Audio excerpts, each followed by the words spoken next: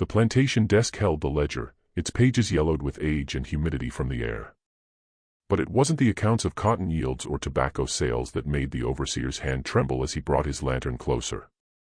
It was the column he'd been told to keep separate, hidden away from any casual glance. A column that tracked something no one wished to speak of, though everyone had now begun to notice. The entry stretched back 7 years, each more troubling than the one before. Blue eyes, blonde hair, fair skin that only darkened slightly as the children grew. All born to enslaved women across 3 Louisiana parishes. All different mothers, all bearing children who looked nothing like their mothers, nothing like their recorded fathers, nothing like anyone else in the quarters. And the whispers had begun. Whispers that moved from plantation to plantation along the Mississippi, carried by traders and runaways, by house servants who'd overheard their masters' worried conversations, by midwives who had delivered these strange babies and felt a cold run in their blood.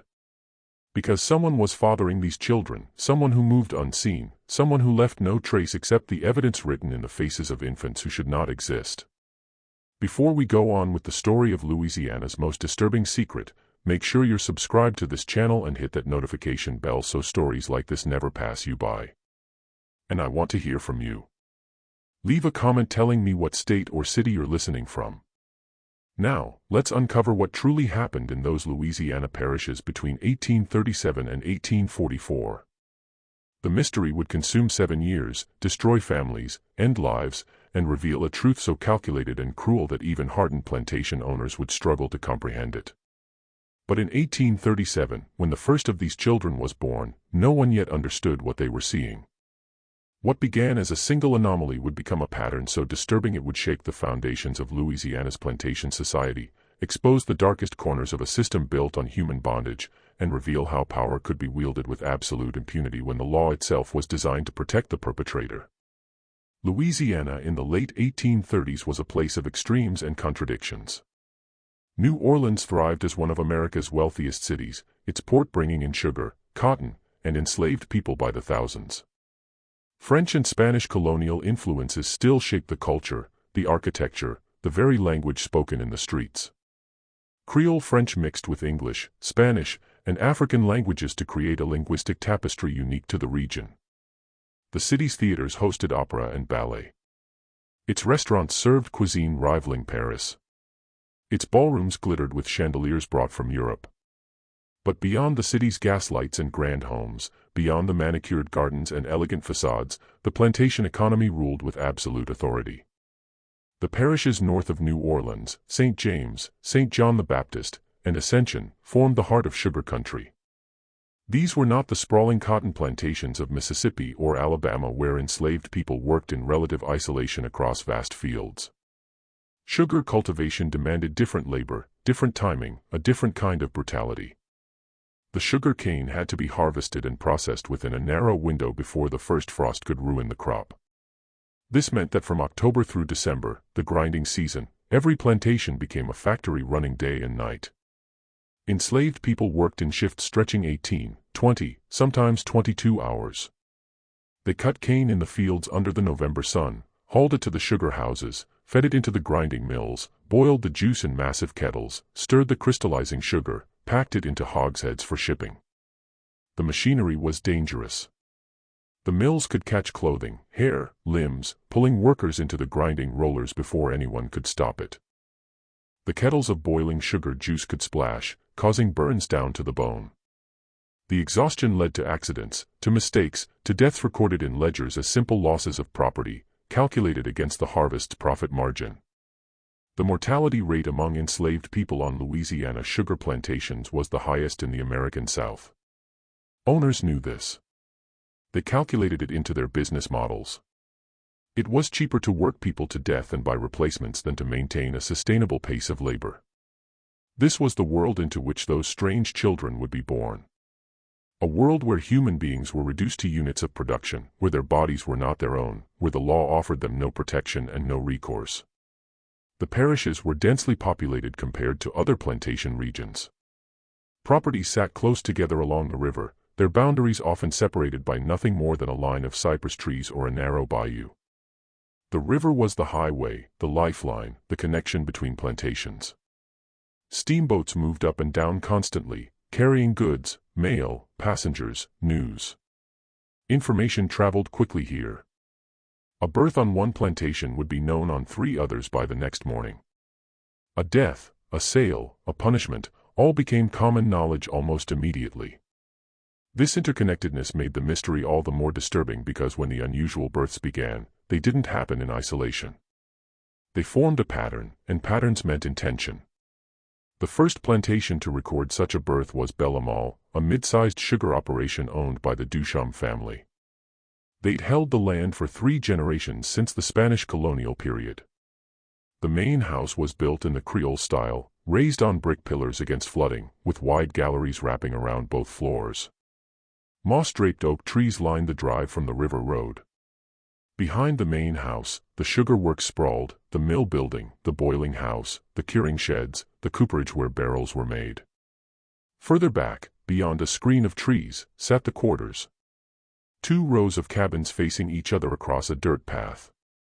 Each cabin housed multiple families, sometimes as many as 10 or 12 people in a single room. There was no privacy, no space, no comfort, only survival. The Duchamp family consisted of Monsieur Philippe Duchamp, his wife Celeste, and their 3 children.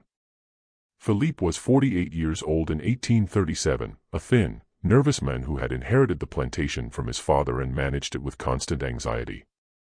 He worried about crop yields, about sugar prices, about competition from Cuban imports, about the loans he'd taken to expand. He worried about slave rebellions, about abolitionists, about the changing political climate that threatened the entire system his wealth depended on. His overseer, Vincent Habert, was 32 and had worked at Bellemal for 6 years. Habert was unusual among overseers. He could read and write fluently in both French and English. He kept meticulous records. He had a reputation for being firm but not unnecessarily cruel, for maximizing productivity through organization rather than terror. This made him valuable to Duchamp, who lacked the stomach for the violence many plantation owners considered necessary. Habert lived in a small house between the main residence and the quarters, positioned to monitor both. He rose before dawn every day, made his rounds, assigned work details, tracked progress, recorded everything in his ledgers. He knew every enslaved person on the plantation by name, knew their skills, their weaknesses, their family connections. This knowledge was power, and Habert wielded it carefully. It was Habert who first noticed the anomaly in March of 1837. And it was Habert who would spend the next 7 years trying to understand what it meant. The child was born just before dawn on March 14, 1837. Delivered by an elderly enslaved midwife named Josephine, who had brought more than 200 babies into the world over her 60-some years. Josephine had been born in Saint-Domingue before the Revolution, before it became Haiti. She'd been brought to Louisiana as a young woman and had survived everything, the transition from French to American rule, multiple changes of ownership, the deaths of her own children, the endless grinding labor of the sugar harvest. She'd seen every complication, every variation, every tragedy childbirth could bring. Breech births, stillbirths, mothers who bled out on the cabin floor, babies born too early, twins tangled together, infections that turned to fever and death. She'd learned to keep her face neutral, to show no emotion, to simply do the work and move on. But when she cleaned the newborn girl and saw her features in the lamplight, she felt something she rarely experienced, genuine fear. The mother was a woman named Marie, dark-skinned, strong, 23 years old. She'd been born on Bellemal, had known no other life. Her mother had died in the sugar house when Marie was 12, caught by the grinding mill, her screams cut short as the machinery pulled her in. Marie had watched it happen, standing 10 feet away, unable to move, unable to help, unable to do anything but witness. After that, Marie had become quiet. She spoke only when necessary, kept her eyes down, did her work without complaint. She'd been paired with a man named Thomas when she was 18, a pairing arranged by Habert to produce children who would become plantation property.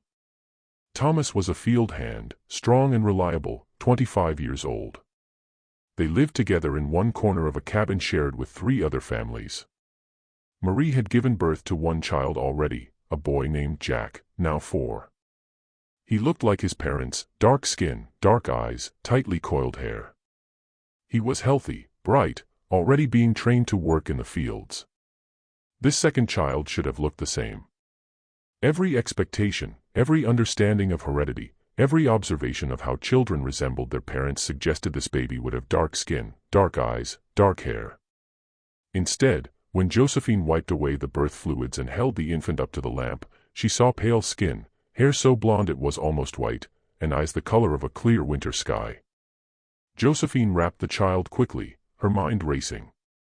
She'd heard stories, of course, passed down from older midwives. Stories that went back generations. Stories of children born looking different from their parents, explained away by distant ancestry, by bloodlines carrying hidden traits. The old women spoke of how African peoples had mixed with Arab traders, with Portuguese sailors, with various peoples who had moved across the continent over centuries. Sometimes those distant mixtures would resurface, they said, producing a child with lighter skin or different features. But this was different. This wasn't a slightly lighter complexion or looser curl pattern. This child looked as though she'd been born to a Swedish immigrant. Not to Marie. The features were completely European. The narrow nose, the thin lips, the bone structure of the face. When Marie saw her daughter, she didn't speak. She simply stared, her exhaustion replaced by something else, recognition, perhaps, or resignation. Her hands shook as she took the baby, and Josephine saw tears begin to slide down her face. "Does she look like anyone you know?" Josephine asked quietly, a question that carried more weight than its simple words suggested. Marie's silence was answer enough. She held her daughter close, rocking slightly, and Josephine saw in her face a grief so profound it seemed to fill the small cabin. Thomas arrived an hour later, coming from the fields where he'd been working the night shift during grinding season. He stopped in the doorway when he saw the child, his face going blank with shock. "That's not mine," he said flatly. "She is yours," Marie whispered. "She is. Look at her. Look at her and tell me that's my child. Thomas, please." "Who was it?" His voice was rising now. "Dangerous. Who did you?" "No one," Marie said, her voice breaking. "I swear to you, no one. I don't understand this. I don't." Josephine intervened, stepping between them. "This happens sometimes," she said, though she didn't believe it herself. "Old blood coming through. Ancestors from long ago." Thomas stared at the baby, at Marie, at Josephine. Then he turned and walked out of the cabin without another word. By midday, everyone on Bellemont knew about the birth. The news spread through the quarters like wildfire. People came to see for themselves, crowding into the cabin, staring at the impossible child. Some whispered about curses, about spirits, about punishments from God. Others were silent, their faces troubled, as though they understood something they couldn't or wouldn't speak aloud. By evening, the news had reached 2 neighboring plantations, carried by enslaved people who had relatives on other properties, by traders who stopped at multiple landings along the river, by the invisible network of communication that existed beneath the surface of plantation society. By the end of the week, Vincent Habert had been called to the main house to explain the situation to Monsieur Duchamp. Habert walked up the oak line drive with a sense of dread. He'd already questioned Marie, gently at first, then with increasing pressure. She'd insisted she'd been with no one but Thomas. She'd sworn it, even as tears streamed down her face, even as she held her strange-looking daughter. He'd questioned Thomas, who'd refused to accept the child as his own, who'd moved out of the cabin and requested reassignment to a different work crew. He'd questioned other enslaved people who lived in the same cabin, who might have seen or heard something. No one had any information, or if they did, they weren't sharing it. Duchamp was pacing his study when Habert arrived, his thin face pinched with worry. The room smelled of pipe tobacco and old books. A portrait of Duchamp's father hung over the fireplace, stern and judgmental. "Sit down, Habert. Tell me what happened." Habert sat in the chair across from Duchamp's desk and laid out the facts as he knew them: the birth, the child's appearance, Marie's insistence, the lack of any evidence. "It's not possible," Duchamp said, resuming his pacing. Thomas is the father. It's in the records. I have the breeding records right here. He pulled out a ledger, flipped through pages. Marie and Thomas paired in 1832. First child born 1833. This is the second. Thomas is the father. Yes, sir, Habert replied carefully. That's what the records show. But the child, I don't care what the child looks like, Duchamp interrupted, his voice sharp with anxiety. There's an explanation. There must be. Mixed ancestry, perhaps. Some distant relative. These things happen. Sir, I've seen mixed ancestry. This is different. This child looks completely European. Duchamp stopped pacing and stared at Habert. What are you suggesting? I'm not suggesting anything, sir. I'm simply reporting what I've observed.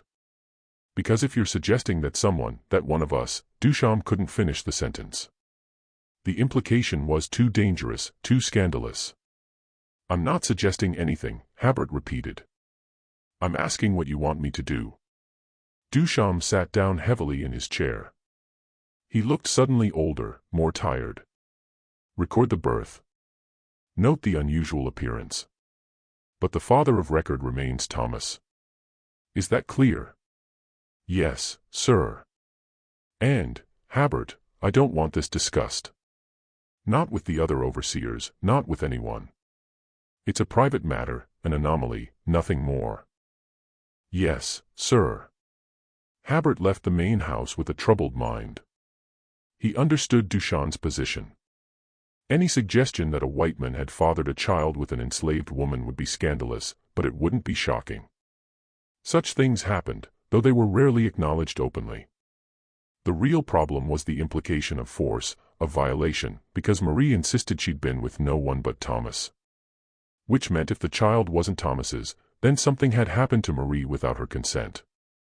And if that was true, if someone had violated an enslaved woman on Duchamp's property, it raised questions about security, about control, about the order governing plantation life. It suggested someone had access to the quarters, to the women, without oversight or consequence. Habert went back to his house and opened his personal journal, separate from the official plantation records. He wrote down everything he knew about the birth, about Marie's testimony, about the child's appearance. He dated the entry carefully, March 14, 1837. He had no way of knowing this entry would be the first of many, that he was documenting the beginning of something that would consume the next 7 years of his life. The child was named Claire. Marie tried to care for her, tried to love her, but the baby was a constant reminder of something Marie couldn't explain and couldn't escape. Thomas never acknowledged Claire as his daughter. He avoided Marie, avoided the cabin where she lived, avoided even looking at the child when their paths crossed. The other enslaved people on Bellemont were divided in their reactions. Some felt sympathy for Marie, understanding something terrible had happened to her, even if she couldn't or wouldn't speak of it. Others were suspicious, believing she must have been with someone, must have done something to bring this on herself.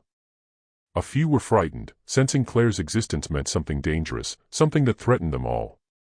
Claire grew. She was a healthy baby, meeting all the normal milestones. But her appearance became more striking as she aged. Her hair grew in thick and blonde. Her eyes remained that startling blue. Her skin stayed pale, burning easily in the Louisiana sun. By the time she was 6 months old, she looked like a Nordic child who had somehow ended up in the quarters of a Louisiana plantation. The contrast between her appearance and her surroundings was jarring, disturbing, impossible to ignore. And then, 14 months after Claire's birth, it happened again. The second birth occurred on a plantation called Riverside, 6 miles upriver from Bellemont. Riverside was larger, with more acreage under cultivation and a larger enslaved population. The owner was a man named Etienne Broussard, 55, a second-generation Louisiana planter whose family had made their fortune in sugar. Broussard was known for running a profitable operation. He was also known for his temper, for his willingness to use violence to maintain control, for his belief that enslaved people needed to be kept in a state of fear to remain productive. His overseer, a man named Gideon Frost, shared this philosophy. Frost was 40, a transplant from Virginia who had come to Louisiana seeking opportunity. He was tall, broad-shouldered, with a face weathered by sun and wind. He carried a whip coiled at his belt and wasn't afraid to use it. The enslaved people at Riverside feared him, and Frost believed that fear was the foundation of good management. The mother was a woman named Delphine, 20 years old, who worked in the main house as a laundress. She'd been selected for this position because of her quiet demeanor, her efficiency, her ability to remain invisible. House servants had to master this skill, the ability to be present but not noticed, to move through rooms without drawing attention, to hear conversations without appearing to listen. Delphine had been born on a plantation in the Natchez district and sold to Riverside when she was 15. The sale had separated her from her mother and 2 younger siblings. She'd never seen them again. This loss had hollowed her out, left her with a kind of emptiness she filled with work, with routine, with the small comforts she could find, a moment of rest, a full meal, the absence of pain. She'd been paired with a field hand named Samuel, 22, strong and quiet. They lived together in the quarters, shared a space in one of the cabins.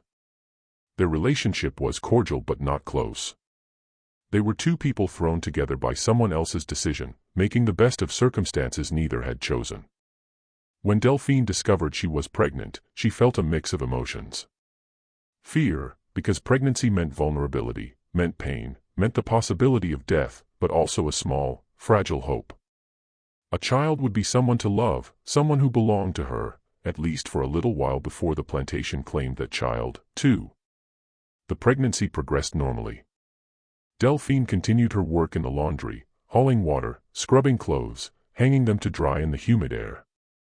As her belly grew, the work became harder. But she didn't complain. Complaining led to punishment. She gave birth in May of 1838, attended by the plantation midwife, a woman named Ruth. The labor was long and difficult, lasting through the night and into the next day. But finally, the baby was born, a boy, healthy, crying lustily. Ruth cleaned the infant and then stopped, her hands frozen, her face going pale. "What is it?" Delphine asked, exhausted, reaching for her son. "What's wrong?"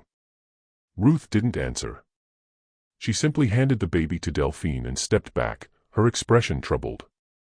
Delphine looked down at her son and felt the world tilt.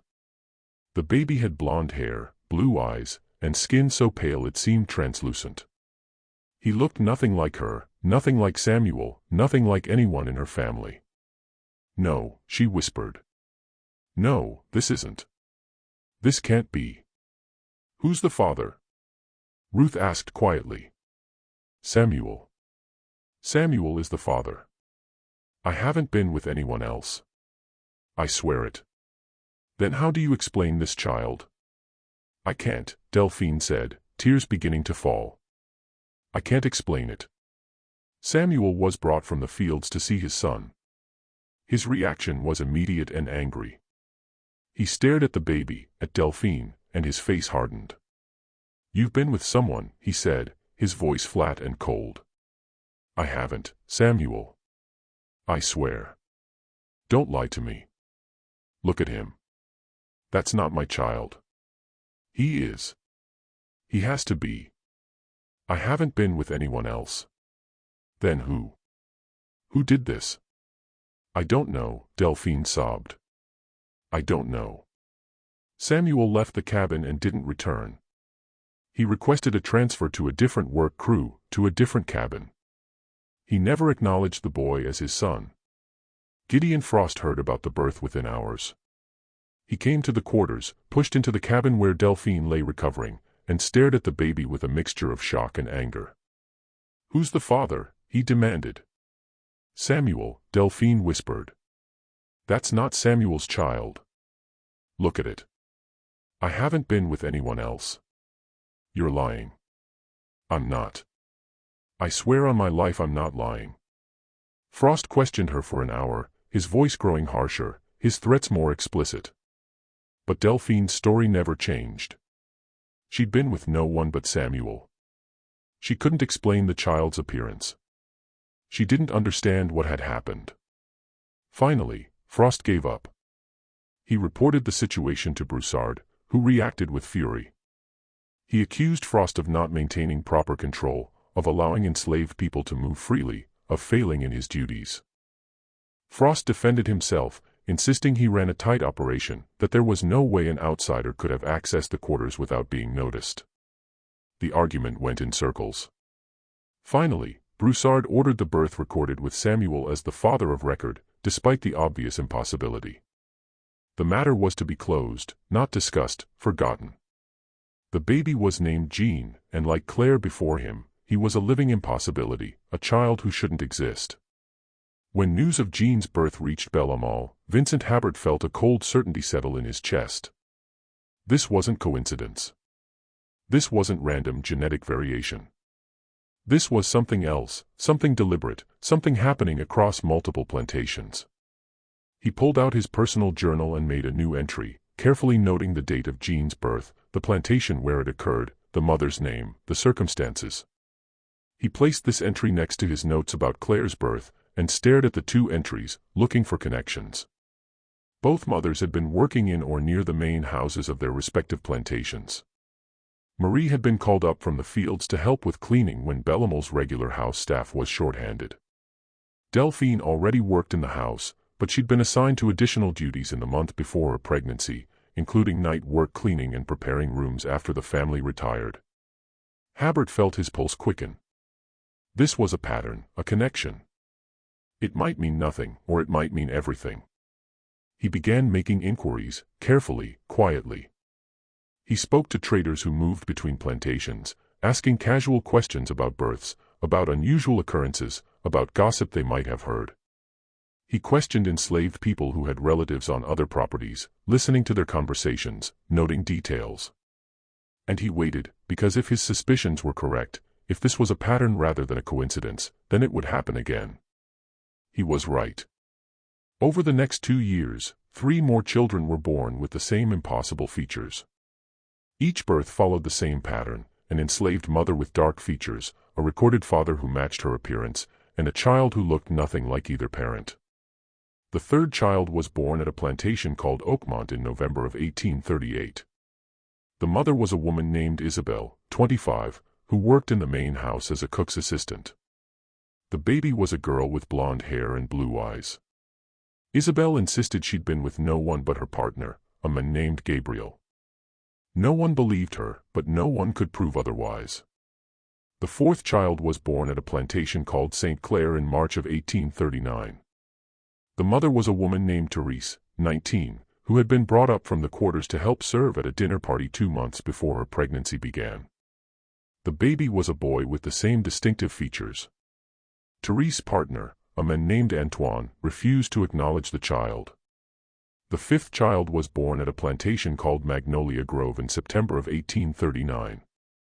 The mother was a woman named Pauline, 22, who worked in the laundry. She'd been called to the main house to help with cleaning when the regular staff was occupied with other duties. Her baby was a girl, blonde and blue-eyed. Her partner, a man named Louis, left her after the birth.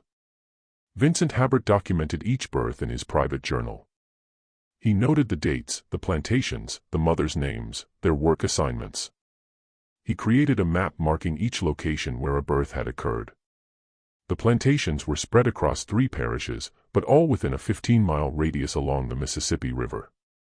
He also noted something else, something that had taken him months to piece together. A name that appeared in the background of each situation. Never prominently, never obviously, but always there: Dr. Marcus Levine. Levine was a physician, 42 years old, unmarried, respected throughout the parishes. He'd been born in Louisiana to a French father and a Creole mother. He'd been sent to Paris to study medicine at 18, had spent 8 years there, and had returned to Louisiana in 1825 to establish his practice. He was known for his skill, particularly in treating fevers and infections common in the humid Louisiana climate. He was also known for his discretion, his willingness to treat delicate matters without gossip, his ability to keep secrets. This made him popular among planter families who valued privacy above almost everything else. Levine served several plantations as their primary doctor, traveling between them as needed. He treated the planter families for their ailments, and he also treated enslaved people when their value as property justified the expense, a skilled worker with a broken bone, a pregnant woman whose child represented future property, a house servant whose training made them valuable. These were worth the cost of medical care. Levine was also known for his distinctive appearance. He was tall and thin with pale blonde hair worn longer than was fashionable, and striking blue eyes that seemed to see through people. He dressed well but not ostentatiously, in dark suits that emphasized his pale coloring. He moved with deliberate grace, speaking softly, never raising his voice, always maintaining perfect control. Habert had met Levine several times over the years. The doctor had been called to Bellemont to treat Madame Duchamp for a fever, to set a broken arm for a field hand injured during harvest, to attend to various minor ailments. He had found him professional, competent, and oddly cold. There was something about Levine that made Habert uncomfortable, though he couldn't quite identify what. Now, reviewing his notes, Habert saw the pattern. Levine had been present at or near each plantation during the crucial time periods before the pregnancies began. He'd attended a social gathering at Bellemont in December 1836, 3 months before Marie conceived. He'd been called to Riverside to treat Madame Broussard for a respiratory infection in February 1838, 3 months before Delphine conceived. He'd delivered a baby for the owner's wife at Oakmont in August 1838, 3 months before Isabelle conceived. He'd examined an injured worker at St. Clair in December 1838, 3 months before Therese conceived. He'd attended a dinner party at Magnolia Grove in June 1839, 3 months before Pauline conceived. Always there, always in the background, always with access. Habert's hands shook as he made these connections. He reviewed his notes again and again, checking dates, cross-referencing visits, looking for any mistake in his reasoning. But the pattern held. It was too precise to be coincidence. But having a suspicion and proving it were entirely different matters. Habert had no direct evidence, no witnesses, no confession. He had only a pattern, a series of coincidences too precise to be accidental. He needed to speak to the women. If Levine was responsible, then the women would know. They might not be able to speak openly, might not be willing to accuse a white man, especially a respected doctor, but they would know. Habert started with Marie since she was on his own plantation. He found her in the fields one afternoon working with a hoe, her daughter Claire strapped to her back in a cloth sling. Claire was now 2 years old, her blonde hair bright in the sun. "Marie," Habert said quietly, approaching her. "I need to speak with you." Marie looked up, her face guarded. "Yes, sir." "About Claire?" "About her father." Marie's expression closed completely. "Thomas is her father, sir." "That's what the records say."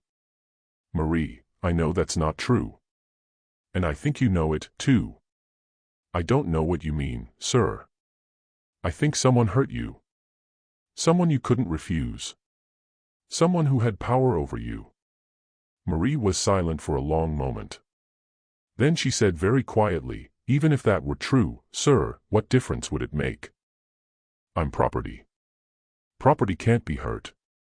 Property can't refuse. Property has no rights. Marie, I have nothing more to say, sir. Thomas is Claire's father. That's what the records show." She turned back to her work, and Habert knew he would get nothing more from her. The wall she'd built around this secret was impenetrable. He tried with the other women, traveling to the other plantations on various pretexts, finding opportunities to speak with Delphine, with Isabelle, with Therese, with Pauline. Each conversation went the same way. The women insisted they'd been with no one but their recorded partners. They had nothing more to say. The wall was always there, impenetrable. Habert understood. These women had no legal standing, no rights, no recourse. If they accused a white man, especially a respected doctor, they would not be believed. They would be punished for lying, for making trouble, for threatening the social order. Their children might be sold away. Their lives might become even more unbearable than they already were. Silence was their only protection, however inadequate. Habert decided he needed to take his findings to someone with more authority, someone who might actually be able to act on the information. He chose Judge Armand Thibault, a respected figure in St. James Parish. Thibault was 60, a lawyer appointed to the bench 15 years earlier.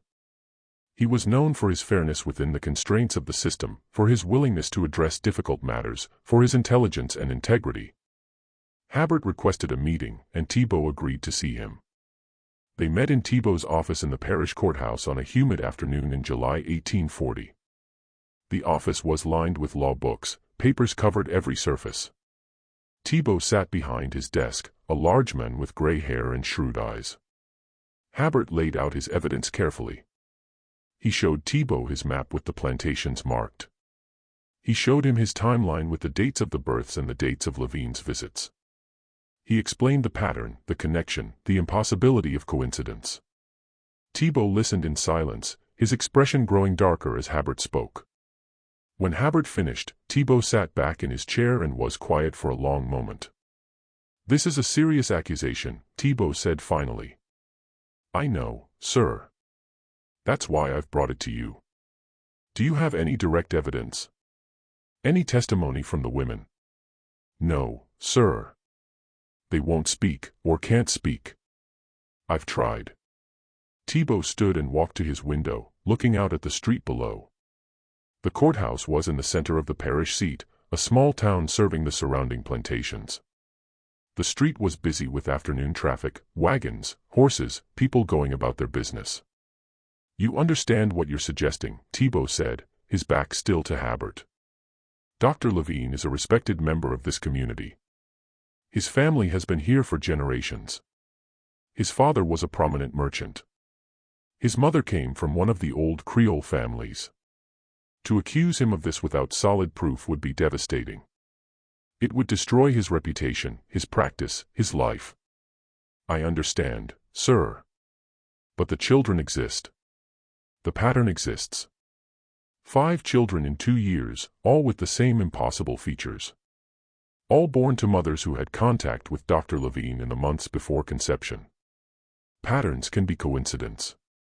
5 times, sir. Across 5 plantations. All within 2 years, and all connected to one man." Thibault turned back to face Habert. "Even if you're right, even if Dr. Levine is responsible, what law has he broken? You said yourself the women won't testify. Without their testimony, there's no case." And even with their testimony, he trailed off. And Habert understood what he wasn't saying. Even with testimony, enslaved women had no legal standing. Their word would not be taken over that of a white man, especially a respected doctor. The law didn't recognize what had been done to them as a crime. "So there's nothing to be done?" Habert asked, hearing the bitterness in his own voice. "I didn't say that," Thibault replied. "I'll make inquiries. Discreetly. I'll speak to some of the plantation owners, ask questions, see what I can learn. But I want you to stop your investigation. If word of this spreads, if accusations start flying without proof, it will cause panic and damage we may not be able to contain. Do you understand?" "Yes, sir." "Go back to Bellemont. Say nothing to anyone. Let me handle this." Habert left the courthouse with a mixture of relief and frustration. He'd done what he could. The matter was now in official hands, but he couldn't shake the feeling nothing would come of it, that the truth would be buried under the weight of reputation and social standing. He was right. Judge Thibault did make inquiries, but they were so discreet as to be nearly invisible. He spoke to 3 of the plantation owners privately, in carefully arranged meetings leaving no public record. He asked vague questions about Dr. Levine's visits, about unusual occurrences, about the births of the distinctive-looking children. The responses were uniformly defensive. The plantation owners saw the questions as threats to their property values, their reputations, their social standing. They insisted there was nothing unusual, nothing requiring investigation. The children were anomalies, genetic quirks, nothing more. Etienne Broussard, owner of Riverside, was particularly hostile. He met with Thibault in his study, a room dominated by a massive desk and portraits of his ancestors. Are you suggesting that I don't know what happens on my own property? Broussard demanded, his face flushed with anger. That I can't control my own people. This is insulting, Armand. Deeply insulting. I'm not suggesting anything of the kind, Thibault replied calmly. I'm simply following up on some concerns brought to my attention. Concerns? What concerns? That some babies were born with light skin. That happens sometimes. Mixed ancestry, distant bloodlines. It's not unusual. 5 babies in 2 years, Ishan. All on different plantations, all with the same distinctive features. So. That's coincidence. Nothing more. And all the mothers had contact with Dr. Levine in the months before conception. Broussard's face went from flushed to pale. What are you implying? I'm not implying anything. I'm stating a fact. Dr. Levine is a respected physician. He's treated my family for years. He's above reproach. I'm sure he is. But the pattern, there is no pattern, Broussard interrupted. There are coincidences. And I won't have you spreading rumors that could damage a good man's reputation, or mine. Do you understand? Thibault understood. He understood Broussard was more concerned about scandal than truth, more worried about property values than justice. He understood pushing further would make enemies of powerful men, would damage his own position, would accomplish nothing. The other plantation owners gave similar responses. They were defensive, hostile, unwilling to consider something wrong might have happened on their properties. To admit that would be to admit failure of control, failure of oversight, failure of the system itself. Within 2 weeks, Thibault sent word to Habert that the investigation was closed. There was insufficient evidence to proceed. The matter was to be dropped. Habert received the news with bitter resignation. He'd expected it, but the confirmation still stung. He filed his notes away, locked them in his desk, and tried to return to his normal duties. But the births didn't stop. In November 1840, another child was born at a plantation called Sweetwater, 8 miles south of Belle-Amal. The plantation was smaller than most, specializing in indigo rather than sugar. The owner was a widow named Madame Hébert, no relation to Vincent, who ran the operation with her son's help. The mother was a woman named Cecile, 24, who worked in the sugar house during grinding season and in the fields the rest of the year. The baby was a boy with blonde hair and blue eyes. Cecile's partner, a man named Joseph, refused to acknowledge the child. Dr. Levine had been called to Sweetwater 3 months earlier to treat Madame Hébert's son for a fever. He'd stayed 2 days, sleeping in a guest room, taking his meals with the family. In March 1841, another birth at Riverside. The mother was a different woman this time, a field hand named Lisette, 21. The baby was a girl with the same distinctive features. Lisette's partner, a man named Michel, left her after the birth. Dr. Levine had attended a social gathering at Riverside in December 1840. In August 1841, another birth at Oakmont. The mother was a woman named Margot, 23, who worked in the main house. The baby was a boy. Margot's partner, a man named Henri, refused to speak to her after the birth. Dr. Levine had been called to Oakmont to treat an injured field hand in May 1841. In January 1842, another birth at a new plantation, Cypress Point, 10 miles north of Belle-Amal. The mother was a woman named Adele, 20. The baby was a girl. Adele's partner, a man named Francois, requested a transfer to a different plantation.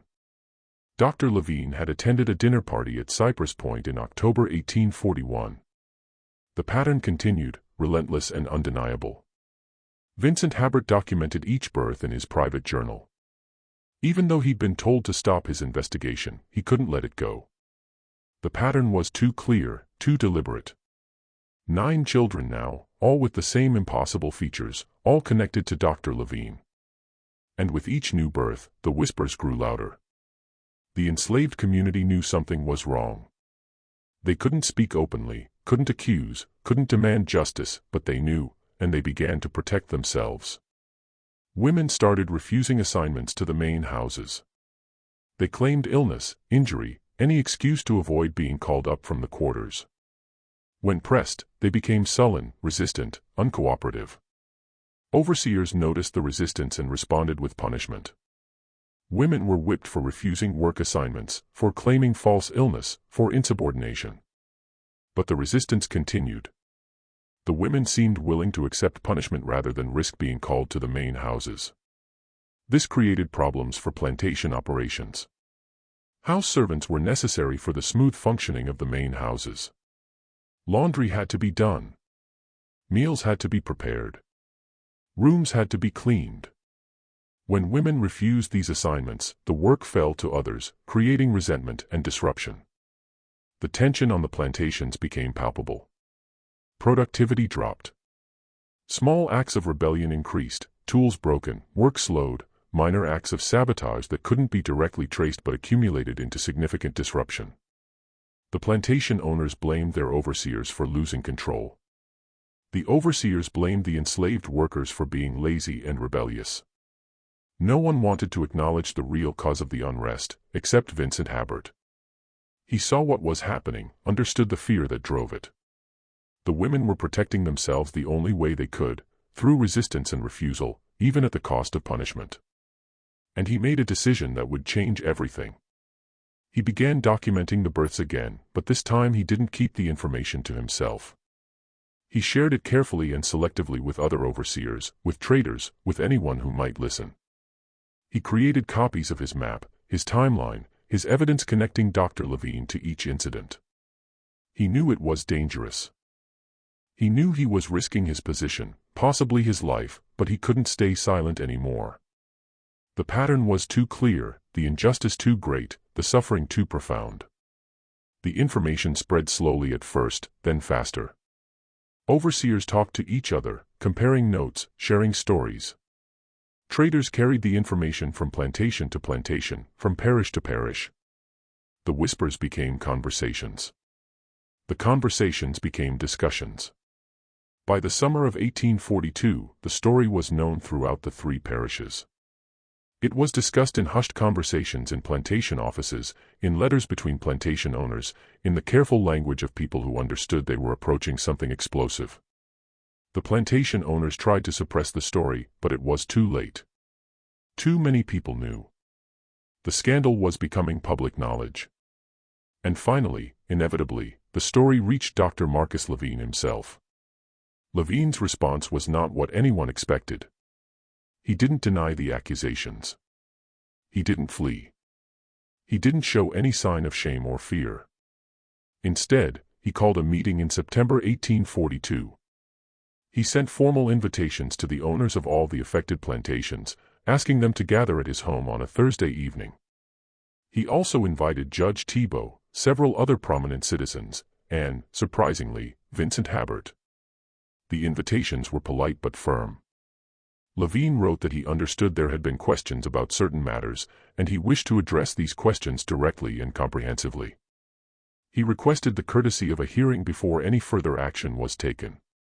The plantation owners were caught off guard. The invitation itself was unusual, almost unprecedented, but they agreed to attend, curious about what Levine might say, how he might defend himself. Habert received his invitation with a sense of dread. He didn't know what Levine was planning, but he knew it wouldn't be good. The meeting took place on Thursday evening, September 15, 1842. The air was thick with humidity and the threat of rain. 15 men gathered at Levine's home, a modest but well-appointed house on the outskirts of the parish seat. The house was built in the American style rather than Creole, with a symmetrical facade and a central hallway. Levine greeted each guest personally as they arrived, shaking hands, making small talk, playing the role of gracious host. He was dressed impeccably in a dark suit, his blonde hair neatly combed, his blue eyes clear and steady. He showed no sign of nervousness or concern. When all the guests had arrived, Levine led them to his parlor, a room furnished with comfortable chairs arranged in a semicircle. A sideboard held decanters of whiskey and brandy, glasses, cigars. Levine invited the men to help themselves, to make themselves comfortable. The atmosphere was surreal. It felt like a social gathering, not a confrontation. The men sat in uncomfortable silence, waiting to hear what the doctor had to say. Levine stood before them, calm and composed. He held a glass of brandy in one hand, and he took a small sip before beginning to speak. "Gentlemen," he said, his voice quiet but clear, "I understand there have been questions about certain births that have occurred over the past several years. Questions about the appearance of these children, about their parentage, about my possible involvement." The room was absolutely silent. Every eye was fixed on Levine. "I want to address these questions directly and honestly," Levine continued. "I believe that clarity is preferable to rumor, that truth is preferable to speculation. So let me be clear. Yes, I am the father of these children. All of them." The silence shattered into chaos. Men shouted, stood, demanded explanations. Judge Thibault called for order, his voice barely audible over the uproar.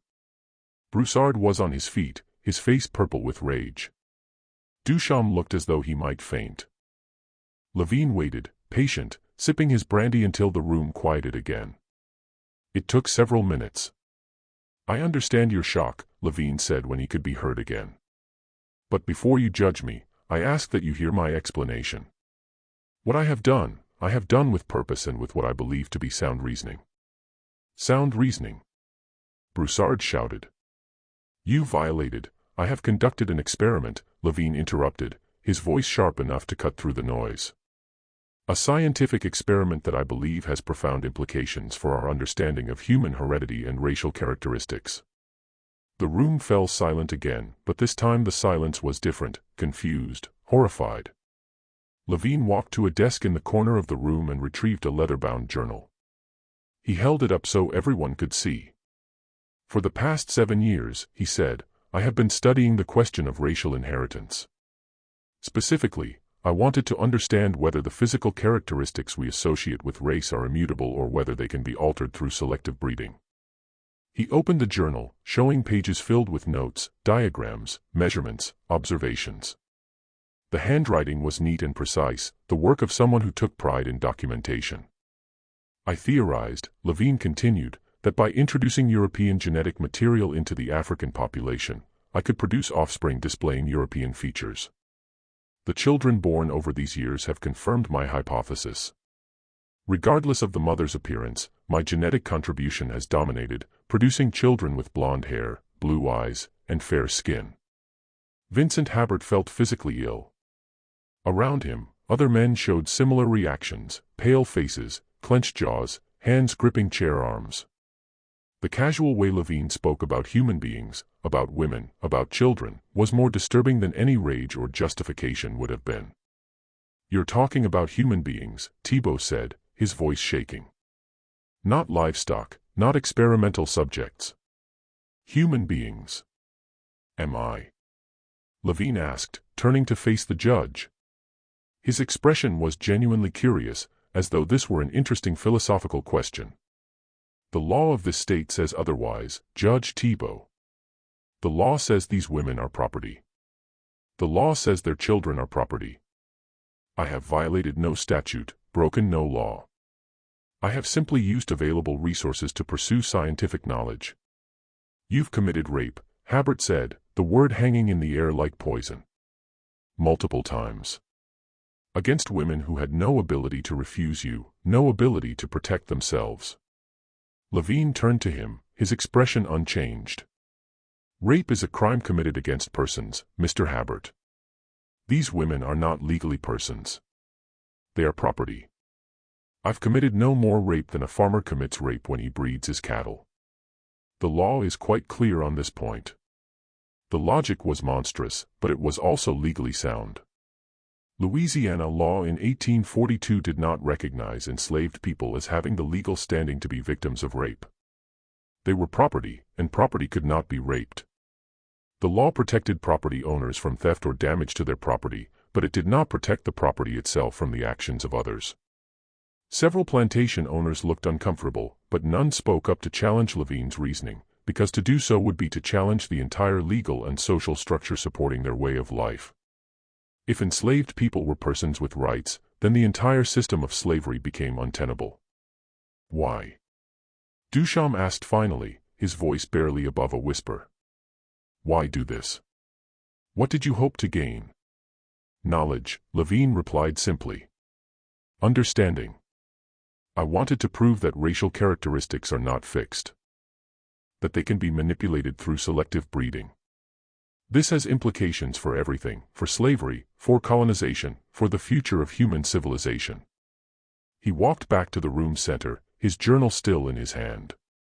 Consider the possibilities, he said, his voice taking on an almost evangelical quality. If we can alter racial traits through selective breeding, we can reshape entire populations. We can create workers ideally suited to specific climates and tasks. We can eliminate undesirable characteristics and enhance desirable ones. We can engineer the future of humanity itself. You're insane, someone muttered. I'm a scientist, Levine corrected. And my experiment has been successful. The children exist. The evidence is undeniable. I have proven that European traits dominate African traits in mixed offspring. This is valuable knowledge, gentlemen. Knowledge that could advance our understanding of human biology, of heredity, of the very nature of race itself. Judge Thibault stood, his face flushed with anger and something else, disgust, perhaps, or horror at what he was hearing. Dr. Levine, he said, his voice hard, regardless of the legal technicalities, what you've done is morally reprehensible. You've caused immense suffering to women who had no ability to refuse you. You've destroyed families. You've disrupted multiple plantations. You've created a scandal that will damage this entire region. I've created knowledge, Levine replied calmly. What you do with that knowledge is your concern, not mine. I've documented everything in this journal and in others, my methods, my observations, my conclusions. This information will be valuable to future scientists, to future generations. You will leave this parish, Thibault said. You will cease your practice here, sell your property, and go. If you refuse, I will find a way to bring charges. Legal technicalities be damned. I will make your life here impossible. Levine smiled slightly, and the smile was somehow more disturbing than anything else he'd said. I've already made arrangements to leave, Judge Thibault. My work here is complete. I've gathered sufficient data. I'm relocating to Texas, where I plan to continue my research on a larger scale.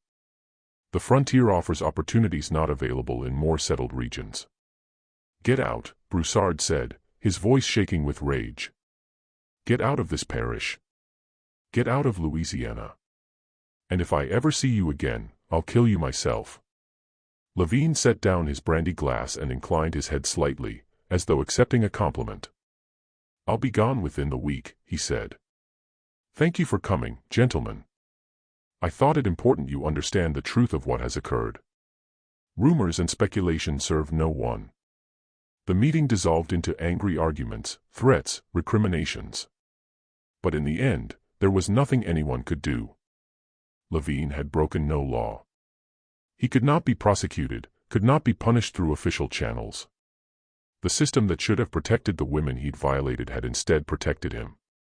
Within 2 weeks, he was gone. His house was sold to a merchant from New Orleans. His practice was transferred to another doctor. His furniture, his books, his personal effects were packed and shipped. He vanished into the expanding American frontier, taking his journals, his data, and his monstrous certainty with him.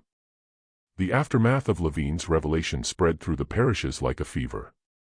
The plantation owners tried to suppress the story, but it was too late. Too many people knew. The scandal became common knowledge, discussed in New Orleans parlors, in riverboat saloons, in the careful letters that passed between planter families across Louisiana and beyond. The children remained, of course, 13 of them by the time Levine left, ranging in age from newborn to 5 years old. They grew up in the quarters, marked by their appearance, living proof of what had been done to their mothers. The mothers struggled with their children in different ways. Some, like Marie, tried to love these children despite everything. Marie held Claire close, sang to her, protected her as best she could. But there was always a distance, a wall Marie couldn't quite break through. Every time she looked at Claire, She saw the violation, the helplessness, the night that had changed everything. Others couldn't bear to look at their children. Delphine at Riverside became withdrawn and silent after Jean's birth. She cared for him mechanically, feeding him, keeping him clean, but showing no affection. When Jean reached for her, she would turn away. When he cried, she would hand him to another woman to comfort. The children sensed this rejection. Even as infants, they grew up knowing they were different, knowing they were unwanted, knowing their very existence caused pain. The fathers, the men who had been recorded as fathers, the men who had been partners to these women, reacted with anger and abandonment. Thomas never acknowledged Claire. He avoided Marie, avoided the cabin where she lived, avoided even looking at the child when their paths crossed. Eventually, he requested a transfer to another plantation, and Duchamp granted it, glad to be rid of a source of tension. Samuel at Riverside did the same. So did Gabriel, Antoine, Louis, Joseph, Michel, Henri, François, and the others. These men had been paired with these women by their owners, forced into relationships they hadn't chosen. But they'd made lives together, found small comforts in companionship. The births destroyed those fragile connections.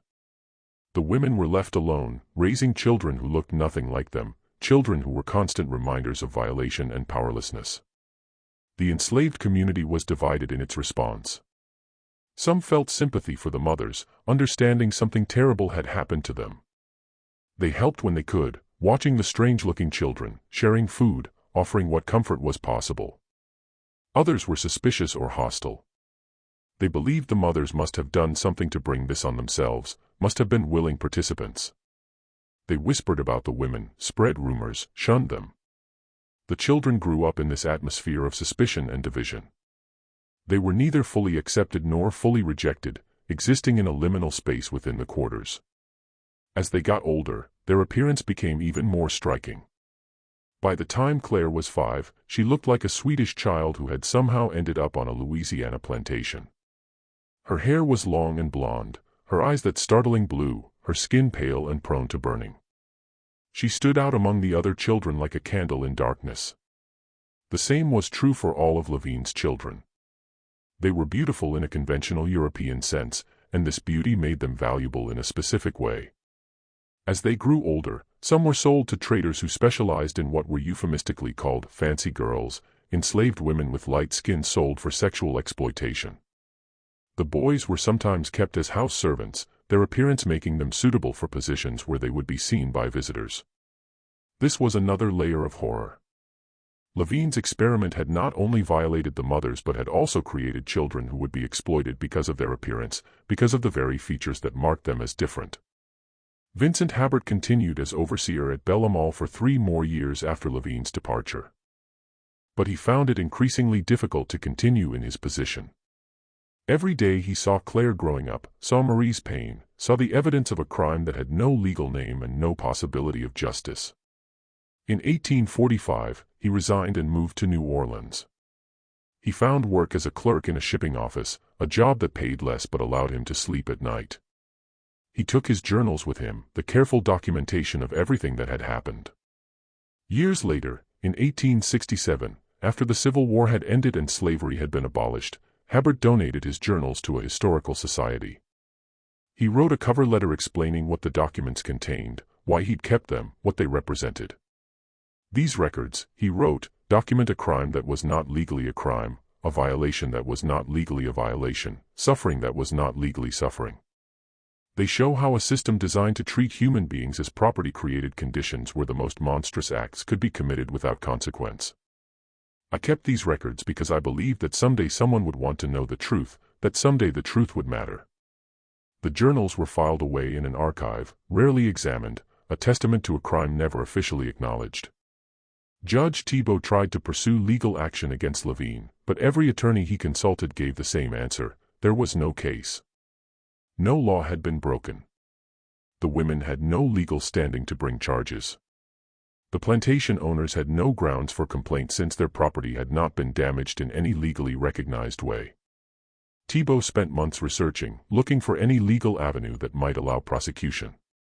He consulted law books, wrote to colleagues in other states, sought advice from legal scholars. But the answer was always the same. Under Louisiana law in 1842, what Levine had done was not a crime. This realization haunted Thibault for the rest of his life.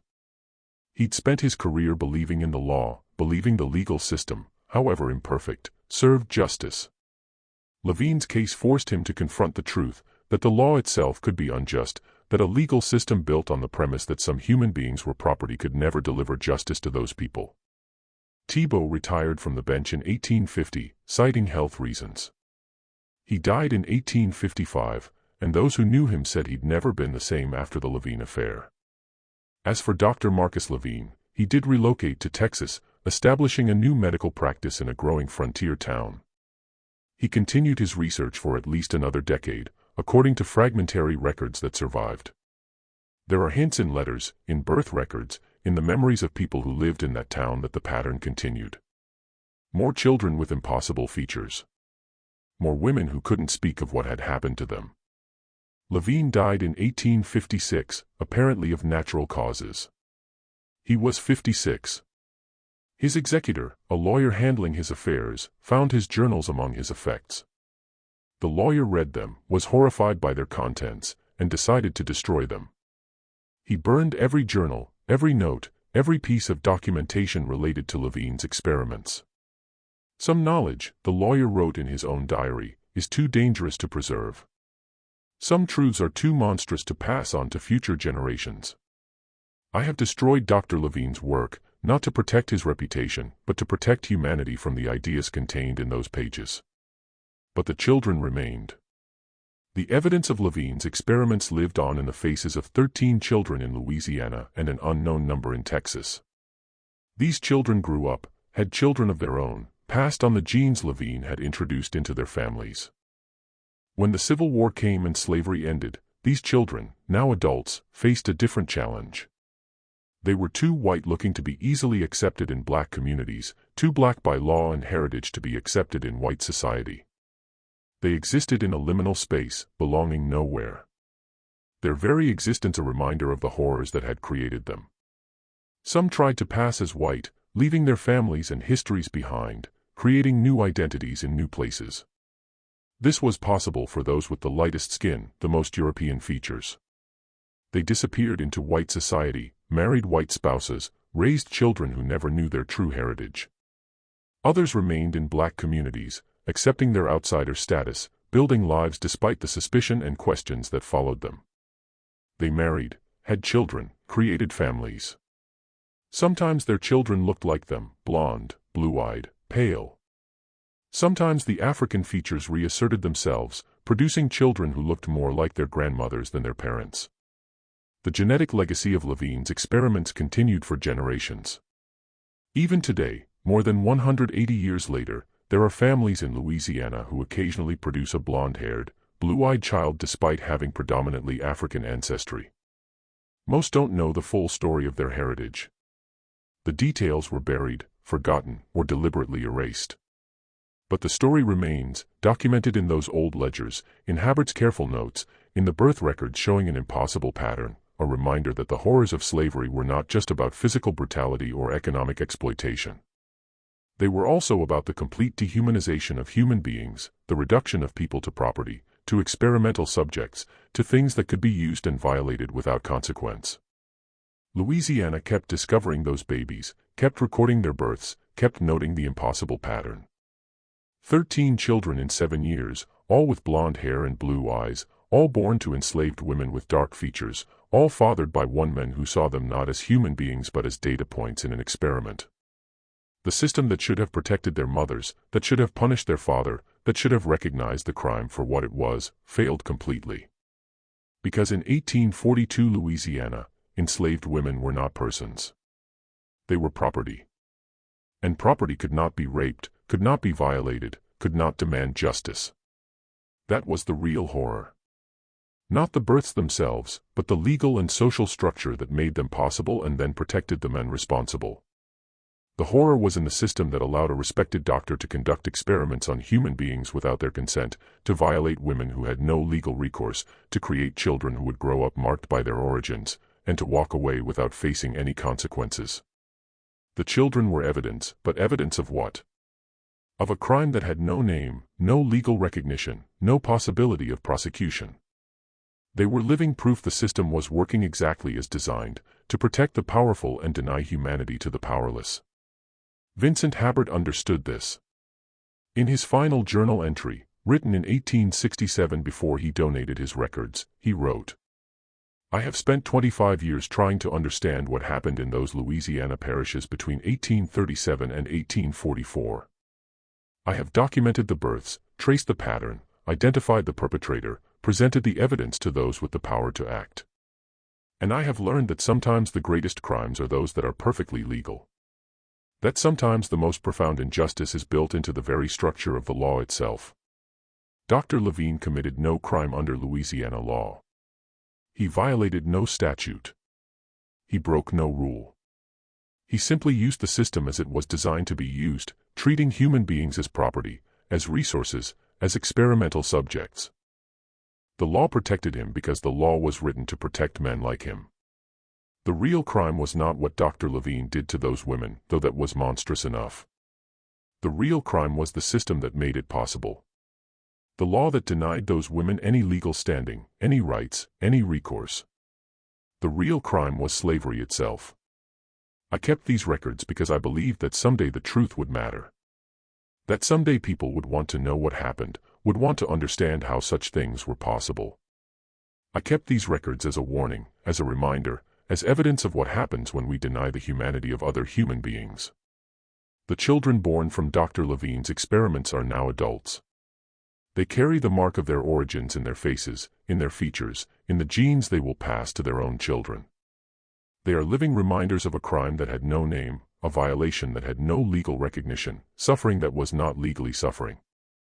I hope that future generations will read these records and understand. I hope they will see the truth of what happened and resolve never to allow such things again. I hope they will build a society where all human beings are recognized as persons, where all people have rights, where the law protects the vulnerable rather than the powerful. That is my hope. But I am not optimistic, because I have seen how easily we deny the humanity of others, how quickly we justify the unjustifiable, how readily we accept systems that benefit us at the expense of others. These records are my testimony. This is what I witnessed. This is what happened. May God have mercy on us all. This story reveals one of the darkest aspects of American history, the complete legal vulnerability of enslaved people and the ways power could be abused without consequence. The case of Dr. Marcus Levine and the 13 children born from his experiments shows how a system built on the premise that some human beings are property created conditions where the most monstrous acts could be committed without any legal repercussion. What are your thoughts on this case? Do you think there are other similar stories buried or forgotten in American history? Leave your comment below and share your perspective. If you found this story as disturbing and important as I did, please hit that like button, share this video with someone who appreciates historical truth, and subscribe to our channel for more deep dives into America's hidden past.